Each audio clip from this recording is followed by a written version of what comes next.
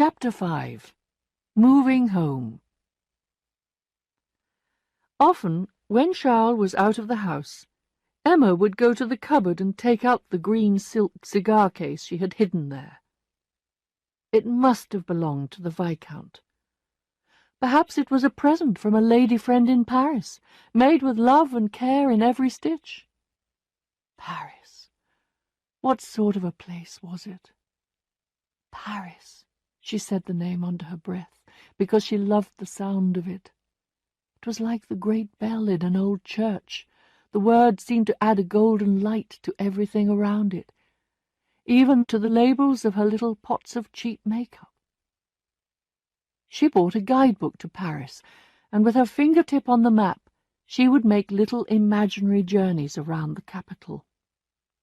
She pretended she was walking along the wide streets, looking in wonder at the great houses. At last, growing tired, she would let her eyes close, and then in the darkness she dreamed she saw the flame of the street lamps and the steps of the carriages being let down at the entrance to the theatre. She buried herself in women's magazines, reading every word about opera and fashion and the life of the rich. She read the latest novels, even bringing her book with her to the table and turning the pages while Charles ate and talked. And as she read, the memory of the Viscount came back to her, and her dreams became more important, more real to her than her life as a country doctor's wife. But she tried to improve things in her house. She taught her maid to hand a glass of water held in a white cloth, to knock before entering a room, to dress her mistress. In the daytime, Emma wore a long dress with a silk belt and little red silk shoes. She had bought herself a writing case, a pen holder, and some envelopes, although she had no one to write to. She thought she would like to travel, or to go back to her school. She wanted to die, and she wanted to go and live in Paris. And Charles rode from farm to farm on his old horse. He ate breakfast in farmhouse kitchens, visited sick people in their dirty beds, got blood on his hands and face, and listened to the last words of the dying. But every night he came home to a fire, a good dinner, a comfortable chair, and a pretty wife who had so many little ways of giving pleasure. It might be paper shades for the candles, a new ribbon for her dress, or an extraordinary name for a very ordinary dish, which Charles ate happily, enjoying every bit of it. Everything Emma did added something to the pleasure of his senses and of his home. It was like finding gold dust in the middle of the narrow pathway of his life. He felt well and looked well. People liked him. He talked to their children, did not drink, could be trusted, and was especially good with the chest complaints that were so common among country people. A major reason for Charles's success was that he was so afraid of killing his patients that he never gave them anything more than simple medicines. But he was not frightened of surgery, and had a strong wrist when he pulled teeth. The people of the region were happy with their doctor. Charles did have some ambitions. He tried to read a professional journal after dinner, but the warmth of the room and the good meal he had eaten would send him to sleep after 5 minutes. And there he sat, his head resting on his 2 hands, and his long hair hanging over his face. Emma looked at him and asked herself why she had not got one of those strong, silent men for a husband, men who sit up at night with their books and become famous, if not rich. She would have liked the name of Bovary, which was hers now, to be famous, to be seen in the bookshops, talked about in the papers, known all over France. But Charles did not have that kind of ambition, and sometimes she felt like hitting him. "What a man! What a poor kind of man!" she said to herself, biting her lips. So, as time went on, Emma felt herself less and less able to put up with her husband. He was growing more unpleasant as he got older. He sucked his teeth after eating, and made a horrible noise at every mouthful of soup he swallowed. As he was beginning to put on weight, his eyes, which were already small, looked as if they would start to disappear into his increasingly fat face. Deep down in her heart, she was waiting for something to happen. She did not know what it would be, what the wind would blow to her. But every morning when she awoke, she hoped it would come that day. She listened to every sound, watched every new face in the street outside her house for a sign, and could not understand why nothing happened. And then, at sunset, sadder than ever, she would long for the next day to come. The spring came again. With the first touch of heat, when the apple trees were in flower, she began to have attacks of dizziness. And, when July came, she counted on her fingers how many weeks it would be to October, thinking that perhaps the Marquis d'Andevillers would be giving another dance at La Vaubyessard. But September came and went, and no one called or wrote. After this disappointment, there was the same emptiness in her heart, and the empty days began again as before. The future was like a corridor in which there was no light, and at the end of it only a closed door. She gave up her music. What was the use of playing? Who was there to hear? She stopped her drawing. What was the good? What was the good of it all? Even sewing bored her. "There's nothing left to read," she said to herself. And there she sat, staring at the falling rain. Was this hopeless life going to last forever? Was there no escape? She knew she was just as good as the luckier ones. At La Vaubyessard she had seen great ladies who were not as pretty or intelligent as her.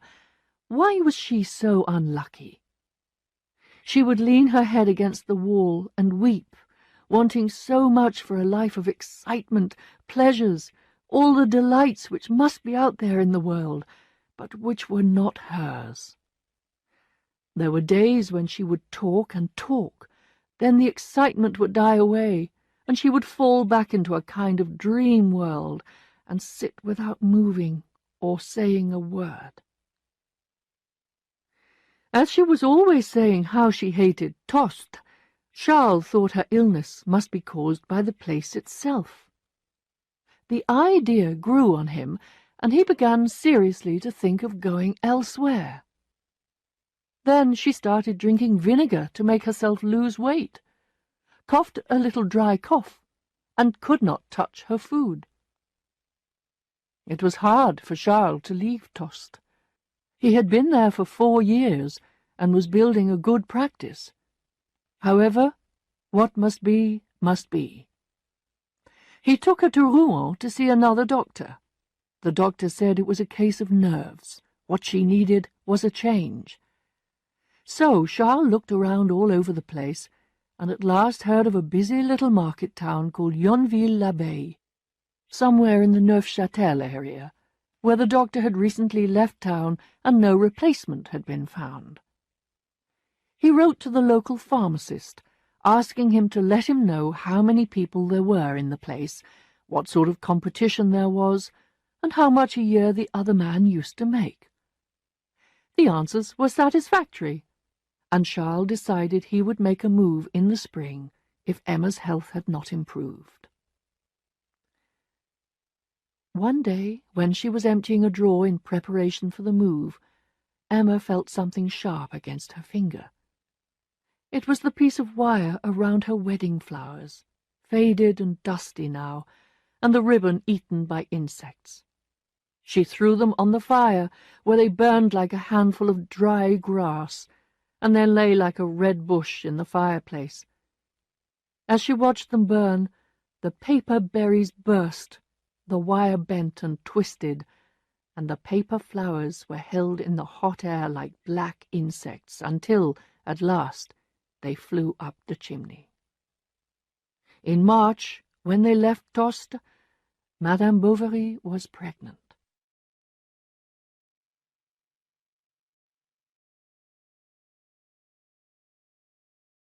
Chapter 6. Yonville. Yonville-l'Abbaye is a market town about 26 kilometers from Rouen, between the Abbeville and Beauvais roads. It is on the borders of Normandy, Picardy, and the Ile-de-France, the sort of place where the language has no accent and the landscape no character. Here they make the worst cheese in the whole district, and farming is expensive because the sandy, stony soil is so poor. Until 1835 there was no good road to Yonville, and although a new one has been built, nothing has really changed there for 100 years. Walking into the town, you still pass small farmhouses set in their own gardens, and see that the fields stretch almost into the centre of the town. The market, with its red roof supported by 20 or more wooden posts, takes up half of the town square. The town hall is a large, important-looking building, but what really catches the eye is the pharmacy of Monsieur Homais, just opposite the town's one hotel, the Lion d'Or. The pharmacy is especially attractive at night, when the lamps are lit, and the big red and green glass bottles in the window send long beams of coloured light far out along the ground.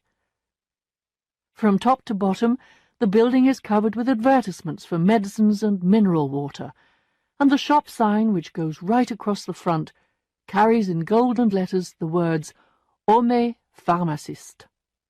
At the far end of the shop, the word laboratory appears over a glass door on which, halfway up, the name Homais is repeated in more gold letters on black.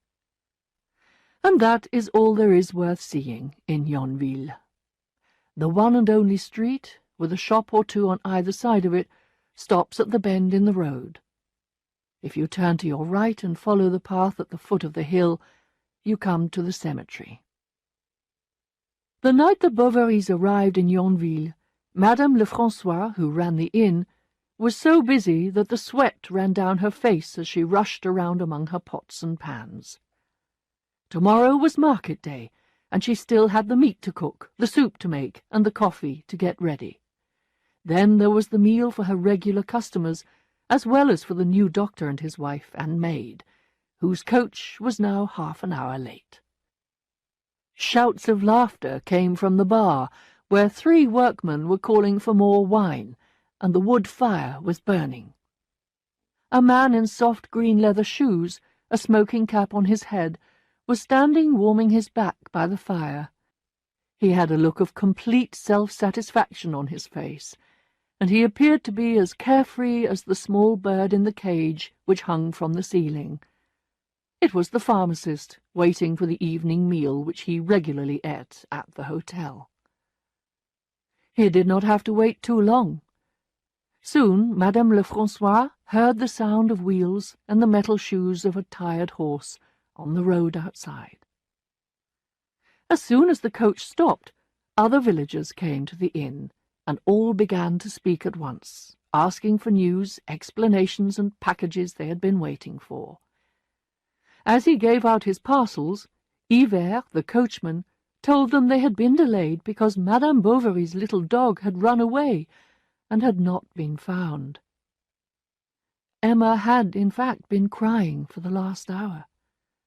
She said it was Charles's fault.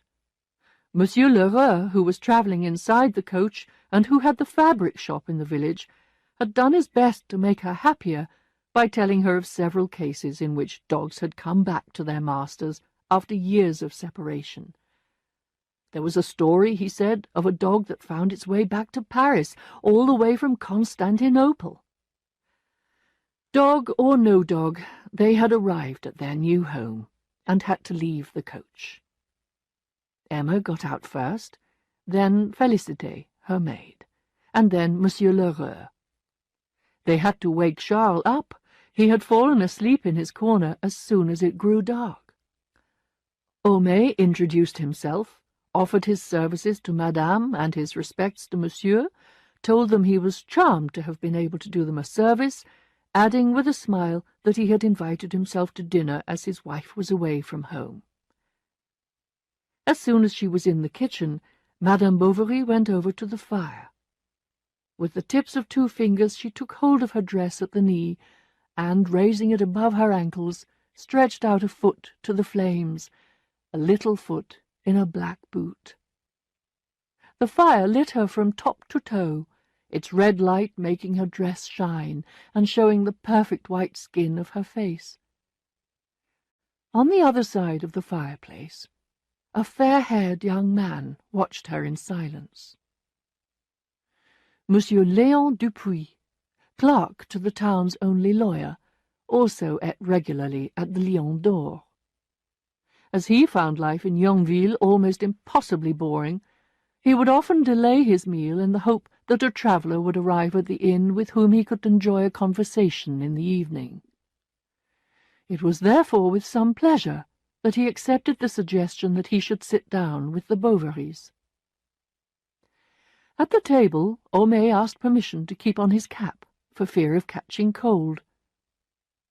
"Madame must be a little tired," he said, turning to Emma.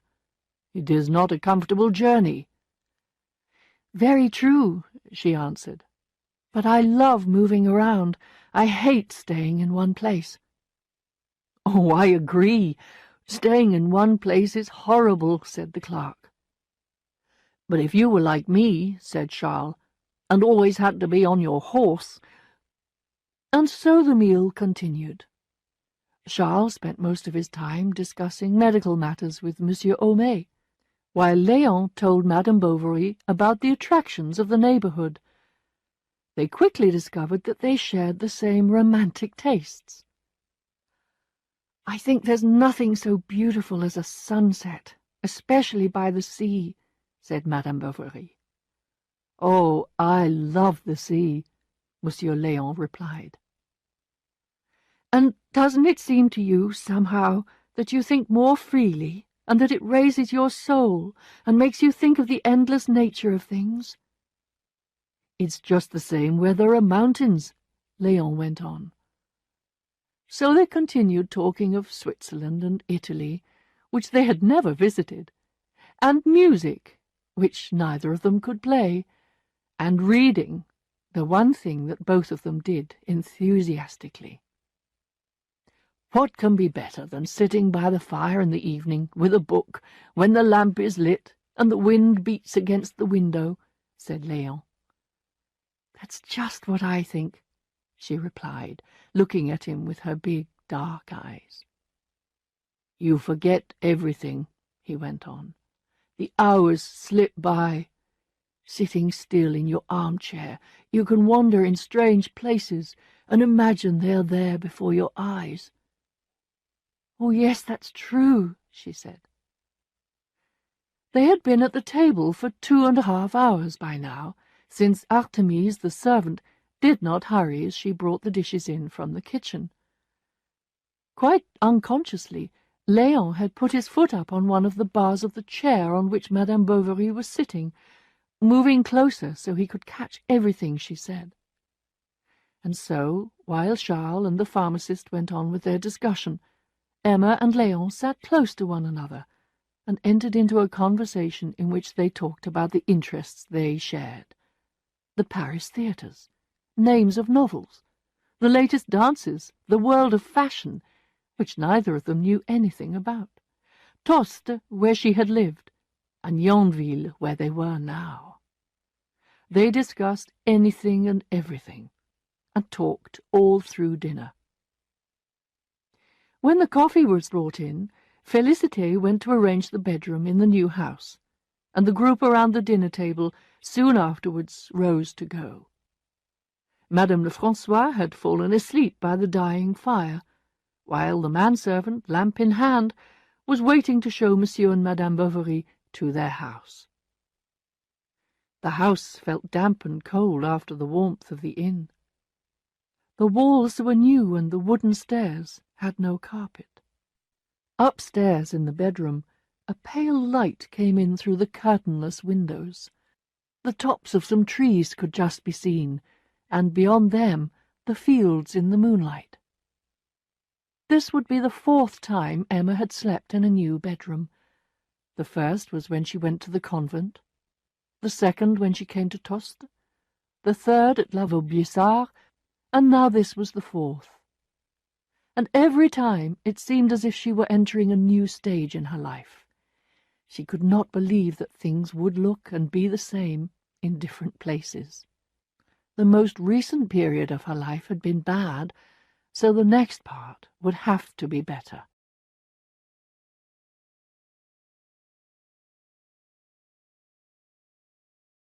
Chapter 7. In Love. Next morning, when she awoke, Emma saw the clerk walking across the square. She was in her dressing gown. He looked up and took off his hat. She gave a little nod and quickly shut the window. All day long, Léon waited for 6 o'clock to arrive. But when he went round to the inn, the only person there was Monsieur Binet, the tax-collector, already seated at the table. The dinner of the night before had been an important event for Léon. It was the first time in his life that he had talked to a woman for a whole evening. How did he manage to tell her, and in such brilliant language, so many things he could not have expressed so well before? Unfortunately, it did not look as if he would have the chance to repeat his performance for the moment. Monsieur Homais, the pharmacist, however, was able to visit Madame Bovary and show what a good neighbour he was. He told her all about the shopkeepers, where to get her butter cheaply, and he helped her find a gardener. It has to be said, however, that he was not doing this out of pure kindness. Monsieur Homais had, a year earlier, broken the law which forbade the practice of medicine by all unqualified persons. Someone had told the authorities, and Monsieur Homais had been given a very severe warning by the magistrate in Rouen. The problem was that he still liked to give quick, innocent consultations in his shop, but the mayor did not like him. Others were jealous, and he was playing a dangerous game. So Monsieur Homais thought to himself that if he did things for Monsieur and Madame Bovary, Monsieur Bovary would be grateful, and a grateful man does not make complaints to the authorities in Rouen. Every morning Homais would come across with the newspaper, and often during the afternoon he would leave his shop for a minute or two to chat with the new doctor. Charles was not a happy man. Patients did not come. He sat for hour after hour in silence, or he went to sleep in his surgery, or watched his wife sew. He even started doing some small jobs at home, trying to paint the bedroom with some paint the men had left behind. Money was his great worry. He had spent such a lot on repairs at Tostes, on his wife's clothes, and on moving, and most of his savings and Emma's money had gone in 2 years. But Charles also had something pleasant to think about, as his wife was expecting a child, and the closer they got to the time, the more loving he became. It was another link between them, real evidence of their marriage. When he watched her heavier walk, when she sat opposite him at the table, or when she was in her armchair after dinner, he could not stop himself getting up, kissing her, stroking her face, calling her little mother. The idea of being a father pleased him very much. He lacked nothing. At first, Emma was surprised by his attention. Then all she wanted was to have the baby as soon as possible, so that she would know how it felt to be a mother. Their shortage of money meant that she could not buy all the things she wanted for the new arrival, so perhaps she did not feel as much love for the child she carried as she wanted to give. But she thought about it all the time. She hoped it would be a boy. He should be strong and dark, and they would call him Georges, and the thought of having a boy somehow made her feel better. A man would be free, while a woman is always limited. She is weaker and economically dependent, and the habits of society do not permit her the same freedom. Emma's baby was born on a Sunday morning at about 6, just as the sun was rising. "It's a girl," said Charles. She turned away her head and fainted. Madame Homais came to the house as soon as the news was given to congratulate her, and so did Madame Lefrançois of the Lion d'Or. The pharmacist offered his congratulations through the half-open door. He then asked to see the baby, and declared it was the most well-formed he had ever seen. As the doctor felt that his wife was not strong enough to feed the baby herself, the little girl was sent to a wet nurse. With nothing else to do in the days after the birth, Emma tried to think of a name for her daughter. First she went through names with Italian endings, like Clara, Luisa, Amanda. She rather liked old names like Galcinda or Iseult or Leocadie. Charles wanted the child to be called after her mother.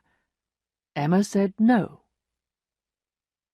At last Emma remembered that at the Château de la Vaubyessard she had heard the Marquise call a young woman by the name of Bertha. That decision was made. 4 or 5 weeks after the birth, Emma felt a sudden need to see her little girl, so she set out in the direction of the wet nurse's house at the far end of the village. It was midday, and the sun beat down from a cloudless sky. A hot wind was blowing, and when she had gone some way, Emma began to feel weak from the effort of walking. She started to think she should return home or go in somewhere and sit down. Just then, Monsieur Léon came out from a house close by with some papers under his arm. He came up and spoke, and took her into the shade outside Lheureux's shop. Madame Bovary said she was on her way to see her baby, but that she was beginning to feel tired. "If—" began Léon, but he stopped, not daring to continue. "Are you very busy?" she asked.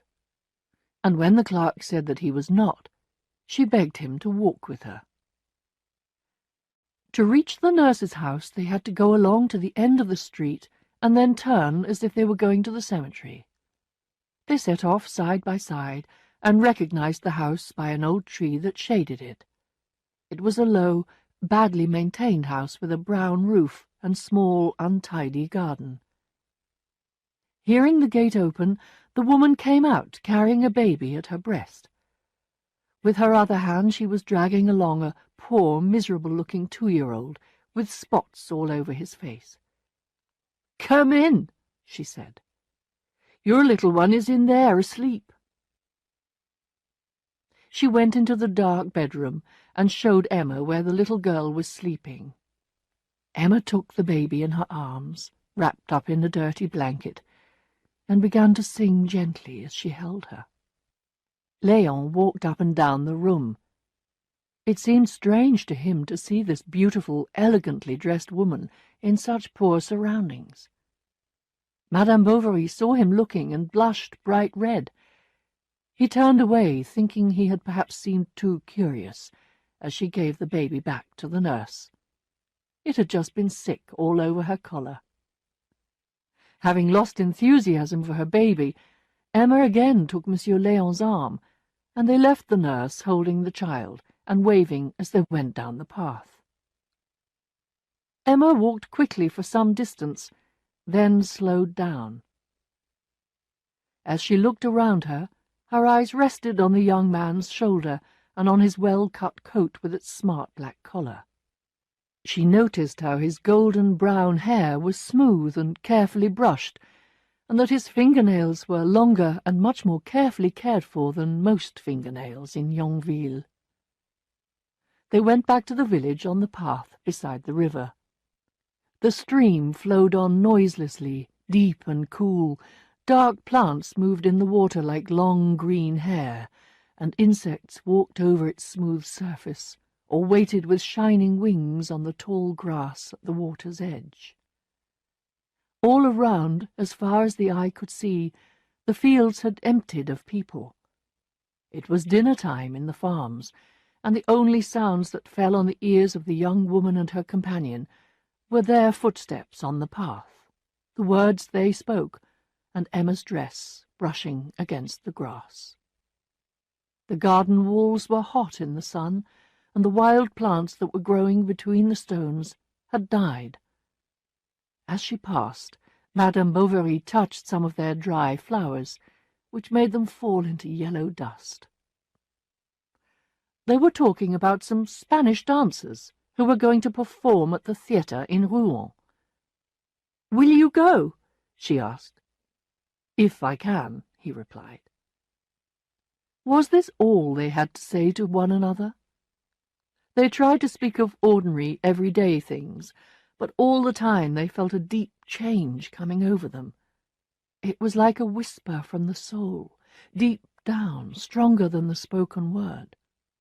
Lost in wonder at this strange sweetness, they did not speak of it or try to explain what was happening, but both felt that there could be future pleasures waiting for them.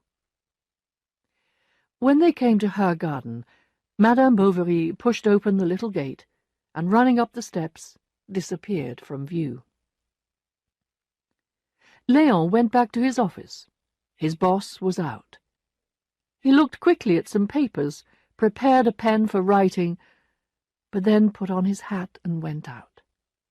He went up to the edge of the woods, threw himself down on the ground under the trees, and looked at the sky through his fingers. "Oh," he sighed, "I am so bored." As soon as the weather began to turn cold, Emma spent her days in the sitting-room. It was a long room with a low ceiling, and above the fireplace there was a picture of the sea and a large mirror. She pulled her chair close to the window so that she could watch the villagers as they went by on the pavement. Twice a day, Léon passed from his work to the Lion d'Or. Emma could recognize his steps from a long way away. She leaned forward and listened, and the young man walked past, always dressed the same, and always looking straight in front of him. In the evening, when she had dropped her piece of unfinished sewing on her lap and was sitting with her chin resting on her left hand, she would again notice his figure moving past the window, and then she would get up and tell the girl to lay the table for dinner. Monsieur Homais would often come in while they were eating. Smoking cap in hand, he would come in quietly, not wanting to disturb anyone, and always saying the same thing. "Good evening, everybody." Having taken his usual place at the table between husband and wife, he asked the doctor about his patients, and the doctor consulted him about the sort of fees he ought to charge. Then they began to discuss the news in the paper. At 8 o'clock the pharmacist's assistant, Justin, would come for him to go over and shut up the shop. On Sundays, the Bovarys would return these visits and spend the evening at the pharmacist's. They would begin with cards, Monsieur Homais usually being Emma's partner. Léon would stand behind her and tell her what to play. Every time she threw a card on the table, the movement would pull up her dress on the right side, and her hair would move across her neck like soft brown silk. When they had finished the cards, the pharmacist and the doctor would settle down to discuss the news of the day and drink their wine, and Emma, changing her place, would sit with her elbow on the table, turning over the pages of an illustrated magazine. Léon sat down beside her, and they looked at the pictures together, waiting for each other at the bottom of the page. Sometimes she would ask him to read some poetry, and so a kind of friendship began between them. The problem for Léon, however, was to know what sort of friend Madame Bovary might be. They gave each other small presents.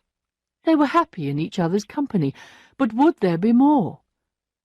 He thought and thought about this in his lonely room. Should he tell her what he was feeling? Did he love her, or didn't he? He was torn between fear of hurting her and shame at his own lack of courage.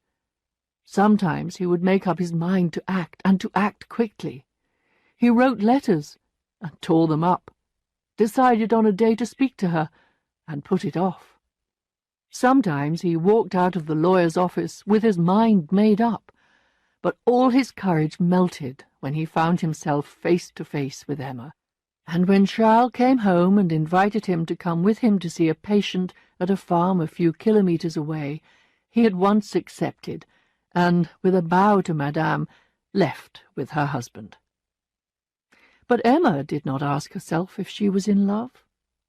Love, she thought, was something that must come suddenly, like a great thunderstorm, blowing away your old life and carrying your heart and soul away, to heaven or to hell.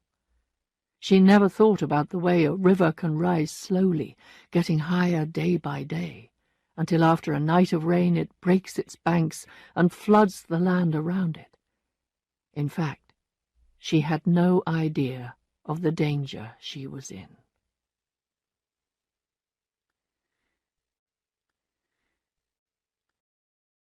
Chapter 8.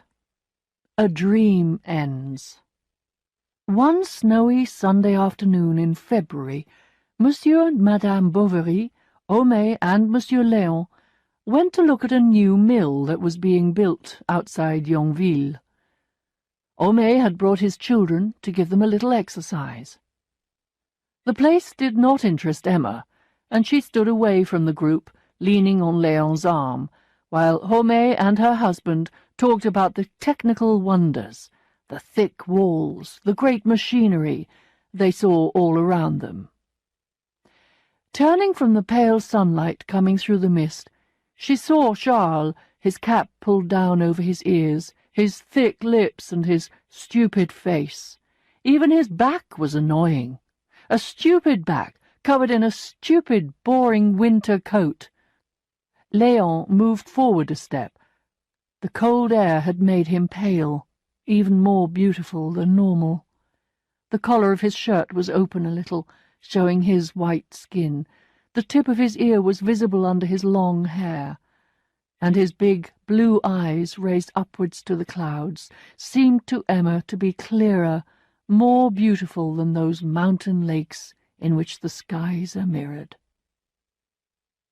Madame Bovary did not go over to her neighbours that evening, and when Charles had left and she felt she was all alone, she lay down on the carpet in front of the fire and thought about Léon once more.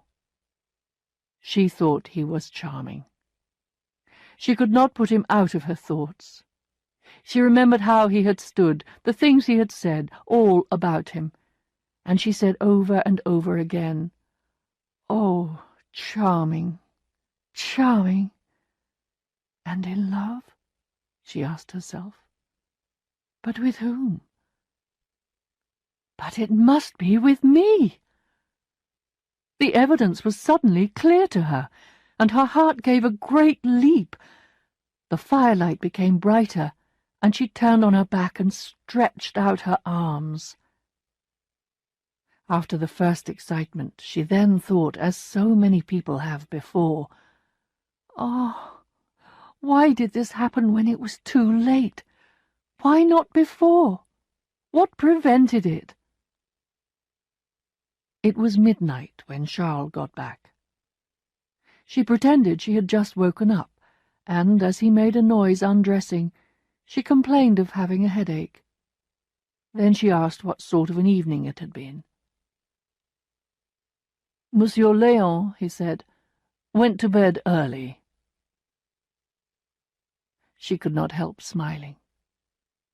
When she turned over to go to sleep, her heart was filled with a new happiness. Next day, however, she could not settle to her work in the house. She was happy, but still could not take pleasure in the things she usually liked to do. So when Monsieur Lheureux, the draper, visited and showed her a beautiful scarf, even offering to let her pay later, she refused. And when Léon visited her in the afternoon, all she could do was to talk about her husband. The same sort of thing went on for days. Her manner and conversation changed completely. She became interested in housekeeping, started going to church again regularly, and stopped the cook stealing the sugar. She even took her little daughter Berthe away from the wet nurse and showed her to all her visitors. She told everyone she loved children. They were such a joy and comfort, she said, as she kissed the child and held her close to her. When Charles got home, he would find his chair ready by the fire. His clothes were brushed and cleaned, the buttons were always on his shirts, and his shirts were folded carefully after they had been ironed. When Léon saw him at the fireside after dinner, with his hands on his stomach, his cheeks red from the meat and wine, the child crawling around on the carpet, and this elegant woman who would lean over and kiss him over the back of the chair, he would say to himself, "What a fool I am to imagine I could make her care for me." And as each day passed, Emma became thinner and paler. She was so sad and so calm, so gentle, and at the same time so distant that you felt a sort of icy charm when you were with her. This charm changed the attitudes of her neighbours. They no longer saw her as the outsider who did not know how to behave properly. "She's a wonderful woman," said the pharmacist, and the married women of Yonville admired her for her good management, the patients for her pleasant manners, the poor for her charity. But beneath her calm, Emma was in a state of desire and anger and hatred. Her plain, simple dress hid a heart that was breaking, and she could tell no one, no one. She was in love with Léon, but she did not want to see him. Her heart beat faster when she heard him coming, and then, when he was there, the excitement went away and was replaced by a feeling of fear and sadness. She did not know what to do.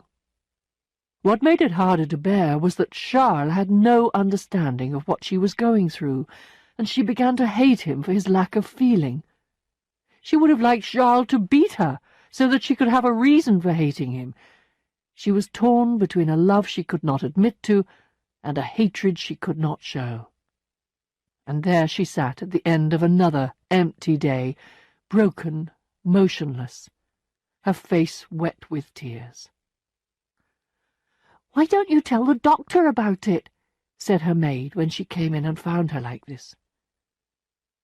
"It's only nerves," answered Emma. "Don't mention it to him. He would only worry."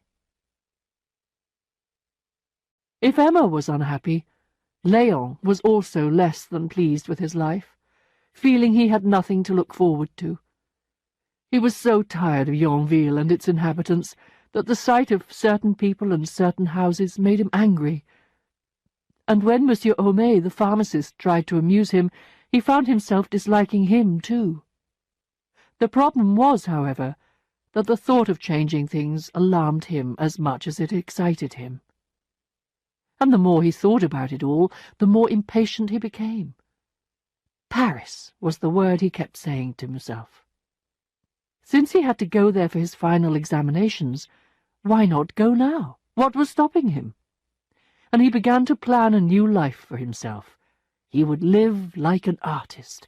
He would take guitar lessons. He would wear a red coat and a blue hat. He would go to the opera every night and drink wine with actresses. The great difficulty would be to persuade his mother to agree. But, in fact, it was quite easy. His own employer had been telling him to take up work in another office and widen his experience, and his mother wanted Léon to qualify as soon as possible. 2 days after he had sent his letter, she wrote back to him, giving her permission. When he knew he could leave, however, he did not hurry. Every day, for a whole month, boxes and parcels were delivered to his rooms in Yonville, and although Léon had soon made enough preparations, and more than enough, for a voyage round the world, he kept putting things off from week to week. However, at last the time came to leave, and he hardly had time to say good-bye to Monsieur Bovary. He ran up the stairs to the sitting-room, and as he went in, Madame Bovary rose quickly. "Here I am again," said Léon. "I knew you would come." She bit her lip hard, and could feel herself blush from the roots of her hair to the edge of her collar. She remained standing, leaning her shoulder against the wall. "Is the doctor in?" he said.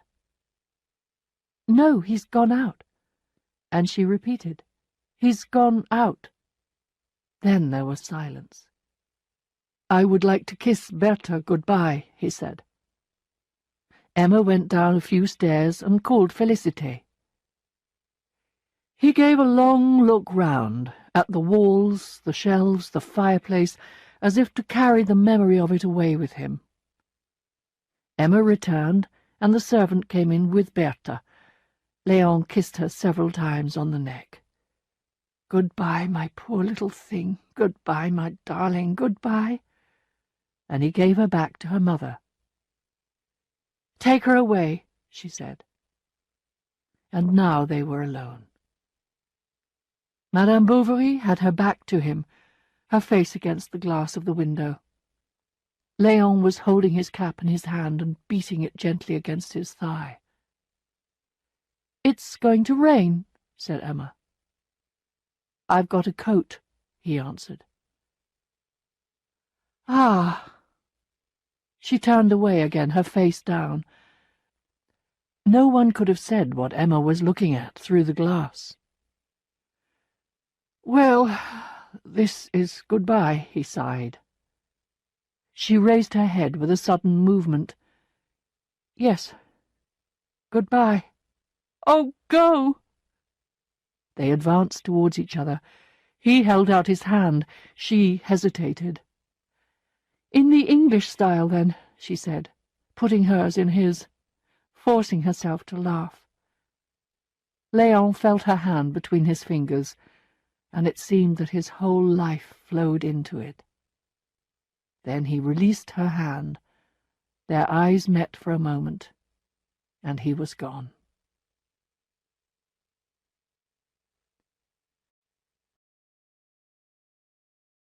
Chapter 9. Starting Again. The next day, for Emma, was like a funeral. She felt the same grey unhappiness she had known when she came back from La Vaubyessard, with the dance tunes playing in her head, and her boring husband sitting opposite her. In her imagination, Léon came back to her, taller, more beautiful than ever. Though he was separated from her, he had not left her. He was there, and the walls of the house seemed to hold his shadow. She asked herself again and again why she had not taken the chance when it was offered to her. Why hadn't she held him back with both hands, begged and prayed to him on her knees when he tried to leave? She cursed herself for not giving her love to Léon. She was thirsty for his lips. She wanted to fly after him and join him, to throw herself into his arms and say, "I have come, I am yours." But Emma was afraid of all the difficulties in the way. She wanted Léon and dared not give herself, and her desire seemed to grow day by day. And so the memory of Léon became the centre of her sorrow. It shone in the darkness, and she hurried towards it to warm herself by the dying flames. But the fires died down, and, little by little, the flame of love cooled. Then the unhappy days of Tostes began all over again, but she felt herself much more unfortunate now. She had experience of grief, and she knew with certainty that it would never end. A woman who has given up as much as she had the right to a few luxuries. In a single month she bought 14 francs worth of lemons to clean her nails. She wrote to Rouen and ordered a blue silk dress, and from Lheureux she bought the finest scarf he had in his shop. She tied it round her waist outside her dressing-gown, and would lie by the hour on the sofa with the curtains closed and a book in her hand. But despite her little comforts, Emma did not become happy. She had that tight look at the corners of her mouth which you see in people who have failed in their lives. She was pale, white as a sheet, and she had an uncertain, hunted look in her eyes. And because she had discovered 3 grey hairs, she talked about being an old woman. Also, she had frequent attacks of dizziness. One day she spat blood, and as Charles rushed over to her, obviously very anxious, all she said was, "Bah! What does it matter?" Charles went and shut himself in the surgery and wept. Although the Bovary household had become a place of unhappiness again, life in Yonville continued as usual. People went to the church on Sundays, and on Wednesdays the market was held in the town square. From early morning the square filled up with farmers and people with goods to sell from as far as Rouen. On Wednesdays the pharmacy never emptied. Some came to buy medicine, others to get advice. Monsieur Homais was a well-known man in all the villages near Yonville, and they thought he knew more about doctoring than all the doctors put together. Emma was seated at her window and was amusing herself by looking at the crowd of country people, when she noticed a gentleman in a green coat. He was wearing yellow gloves and heavy, highly polished brown leather boots, and was making his way towards the doctor's house, followed by a farm worker. "Can I see the doctor?" he asked the maid. "Tell him Monsieur Rodolphe Boulanger of La Huchette is here." Charles came into the room, and Monsieur Boulanger presented his man, who said he wanted to be bled to cure his dizziness. So Bovary told them to bring him a bandage and a basin, and asked the maid to hold it. "Don't be afraid," he said, turning to the farm worker, who had gone as white as a sheet. "Not me, sir," he replied, and he stuck out a great arm for Charles to cut, and out shot the blood. "Hold the bowl nearer," cried Charles. "Look," said the worker. "You'd think it was a little fountain. My blood's red enough. You'd say that was a good sign now, wouldn't you?" Sometimes they feel nothing to start with. Then faintness begins, especially with big, strong people like this man here, said Charles to Monsieur Boulanger. Hearing this, the man gave a sudden movement and fell back into the chair. "I knew it," said Bovary, putting his finger on the vein. But now the bowl of blood was beginning to shake in the maid's hands, and she also turned pale. "Emma! Quick! I want you!" shouted Charles. She ran down the stairs. "Get me some vinegar," he said. "Good Lord, 2 of them at once!" "It's nothing at all," said Monsieur Boulanger calmly, as he took the maid in his arms and leaned her against the wall. Madame Bovary took hold of the basin. She bent down to put it under the table, and as she did so her long yellow dress spread out all around her on the floor. Then, as she stretched out her arm, she swayed a little, and the cloth moved with her, following the shape of the body beneath it. After a moment she went to fetch a jug of water, and she was putting some pieces of sugar in it when the pharmacist arrived to see what was happening. When things had become calmer, they began to talk about fainting attacks. Madame Bovary said she had never had one herself. "That's unusual for a woman," commented Monsieur Boulanger. "But there are some sensitive people around. I have seen soldiers faint at the sound of the big guns being prepared." Emma listened to him with admiration in her eyes. "Anyway, my man's fainting has given me the pleasure of meeting Madame," he added, looking at Emma as he spoke. He put down 3 francs on the corner of the table, bowed, and departed. He was soon on the other side of the river, on the road back to La Huchette, and from the bedroom window Emma could see him slowing down from time to time, like someone lost in thought. Pretty little woman, this doctor's wife. Very pretty indeed. Lovely teeth, dark eyes, neat foot. She could be a Parisian. Where did she come from? And where did our fat country doctor pick her up? Monsieur Rodolphe Boulanger was a man of 34, hard-hearted, but clever. He had plenty of experience with women, and knew how to get on with them. This latest one had attracted his attention. The doctor looks a dull dog to me. I expect she's sick of him. He's got dirty nails and 3 days' beard. While he's out seeing his patients, she sits at home mending socks. And she's sick to death of it. Wants to live in town, go to a dance every night. Poor little woman.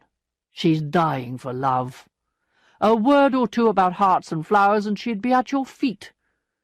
But getting rid of her afterwards, that's where the trouble would come in.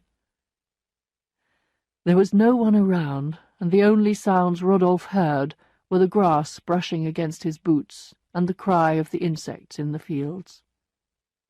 Once more he imagined Emma, dressed as he had seen her, and he started to undress her in his mind. "Oh, I'll have her!" he cried, striking out at the earth with his stick. 2 weeks later, it was the day of the famous Yonville Agricultural Show, the most important event of the year. On the morning of the great day, the inhabitants were all out on their doorsteps discussing the arrangements. The front of the town hall had been decorated, a tent had been put up for the lunch, and the whole town was alive with activity. The crowd poured into the high street from both ends of the village. What caused the greatest admiration were 2 tall poles covered with tiny lamps, standing beside the platform where the most important guests would sit.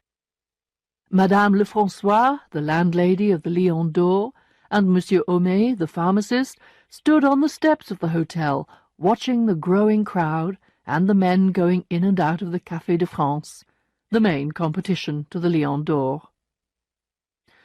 "Well, that won't last much longer," she said. "1 more week, and that will be the end of it." Homais looked at her in surprise. She walked down her 3 steps. "What?" she said, speaking into his ear. "Didn't you know? They're going to have to close down and move this week. It's Lheureux that's making them do it. He's got them so deep into debt." And Madame Lefrançois began to tell Monsieur Homais how the draper had lent the owners of the Café de France more money than they could ever pay back, and now they were having to sell everything. "Look," she said. "There he is, Lheureux, over there in the market. Look, he's bowing to Madame Bovary. Do look. She's got a green hat on. Do you see her? She's leaning on Monsieur Bollinger's arm." "Madame Bovary," said Homais. "Oh, I must go over and say how do you do to her. She might like to have a seat on the platform." Rodolphe saw him coming and walked more quickly, but then, as Madame Bovary was getting out of breath, he slowed down. "I wanted to avoid that fool. You know, that chemist fellow," he said to her with a laugh. Emma smiled at him. What does that smile mean, he wondered. Is she making fun of me? And he looked at her out of the corner of his eye as they walked on more quickly. When they reached the corner, Rodolphe, instead of going right into the square, suddenly turned down a side path, dragging Emma with him. "Good evening, Monsieur Lheureux," he called out. "See you later." "You did that very well," said Emma, laughing. "Why should I let these people bother me, and today of all days when I have the luck to be with you?" Emma blushed. He did not finish his sentence. Then he remarked on the fine weather, and said how nice it was to walk on the grass where small yellow flowers had sprung up. "Look," he said, "young girls in love use these to see if they are loved. Suppose I picked one of these. What do you think it would tell me?" "Are you in love?" she said, with a little cough. "Ah, who knows?" answered Rodolphe. The market square and the fields around continued to fill up with people. The judging was now going on, and the farmers, lined up one after another, were all crowding into a ring. There were the farm animals in a long, irregular line. Among the sleepy pigs and cows, bare-armed men were holding on to great male horses, which pulled with all their strength in the direction of the females. These stood quite still, holding their heads down, while their young rested in their shadows. By now Emma and Monsieur Boulanger had come round to the field. They discussed the people they saw, how Paris was so much more interesting than a place like Yonville, and they laughed at the fashions of the farmers' wives. "But anyway," he said, "when you live in the country—" "What's the point of looking good?" "I agree," answered Rodolphe. "Not one of these people knows when a coat is well cut and when it isn't." And they agreed that life away from town was hardly worth living. "Which is why," said Rodolphe, "I am so sad at times." "You?" she broke in with amazement. "I thought you had nothing to worry about." "Ah, yes, it seems so, but we cannot always show the world who we really are, our true selves. Whenever I look at a cemetery by moonlight, I ask myself if I wouldn't be happier lying there asleep with the rest of them." "But what about your friends? You don't think of them?" "My friends? What friends? What friends have I got? Who cares about me?" So they walked on arm in arm, ignoring the arrival of the guests of honour, Emma leaning against this strong man with such pain in his heart. As the crowd gathered to hear the speeches, Rodolphe, accompanied by Madame Bovary, went up onto the first floor of the town hall into the empty council meeting-room. He fetched 2 chairs, and bringing them close up to the window, they sat down side by side. As soon as the speeches began, people quietened down a little, and Emma leaned forward to see better. "I'd better get a bit farther back," said Rodolphe. "Why?" asked Emma. "They might see me from down below, and then I would have to give explanations for at least a fortnight, and with my reputation—" "Oh, you're making yourself sound much worse than you are," said Emma. "No, no, it's horrible, I tell you." The voice of the next speaker went on like an angry insect in the hot sun. "But," added Rodolphe, "the world may be right." "What do you mean?" she asked. "Well," he said, "don't you know that there are some people who are never at peace? People who desire dreams and action, the wildest pleasures, but after passion comes regret." She looked at him as if he were a traveller who has journeyed through strange and far-off lands. "We poor women, we never have such good reasons for regret," she said. "Ah, but to behave as badly as I have does not make you any happier." "But does one ever find happiness?" "Yes, one day," he replied. The speaker continued to praise the farmers, their animals, and their rich fields. Some listened, and some began to sleep in their seats, heads falling forward in the summer heat. "Yes," said Rodolphe, "you don't have to think about it. One day you meet someone, and the horizon opens up in front of you. There are no more questions. It's as if you have already met one another in your dreams." Here he looked at Emma. "There in front of you is the jewel you have been looking for. There, before your eyes. Nevertheless, you dare not believe it. You cannot see clearly. It is as if you had just stepped out of the darkness into the light. And as he said this, Rodolphe passed his hand over his face. Then he let it fall on Emma's, who took hers away. Still the speaker read on, praising those who did their duty on the land. "Ah, there he goes again," said Rodolphe. "Duty, duty, always duty. I'm sick to death of the word. We must follow our hearts. That is our true duty." "Yes, but," said Madame Bovary, "don't you also think we must follow the laws of society?" "Ah, but there are two laws," he replied. "There is the little, unimportant, man-made law, always changing, made by fools like that one down there. And there is the other, which never changes, and is all around us, like the countryside and the blue heavens that give us light." The whole square was now crowded with people. They could be seen leaning on their elbows at every window, others standing at their doors. In spite of the silence, the speaker's voice was lost in the air. It rose in broken phrases, interrupted here and there by the sound of chairs on the stones. Rodolphe had moved nearer to Emma, and said to her in a low voice, speaking rapidly, "Don't society's demands disgust you? The best feelings, the purest thoughts are attacked, controlled, and if at last two souls do meet, they cannot unite. They will try, they will call out to each other, but sooner or later, in 6 months, 10 years, they will come together. They will love. They are born for each other." Lifting his face towards Emma, he looked closely at her. She noticed in his eyes small golden lines coming from the dark centre.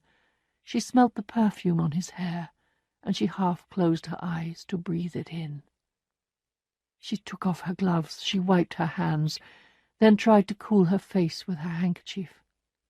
Through the sound of her blood beating in her ears, she heard the sound of the crowd and the voice of the speaker telling them to work harder, to be good citizens. Now Rodolphe took her hand, and she did not take it away.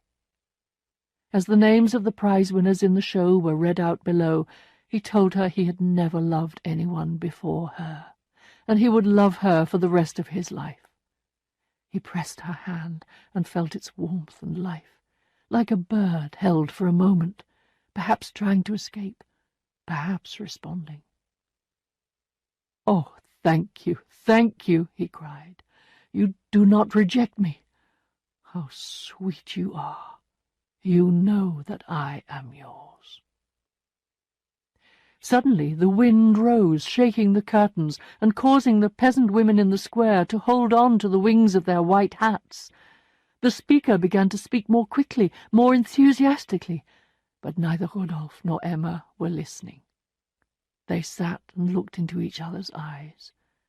Their lips were dry, their bodies full of desire, and Emma no longer felt a need to resist. Down in the square the speakers continued, the prizes were given. The celebrations would be over soon. Madame Bovary took Rodolphe's arm, and he walked with her back to her house. They said good-bye at her front door, after which he went and walked in the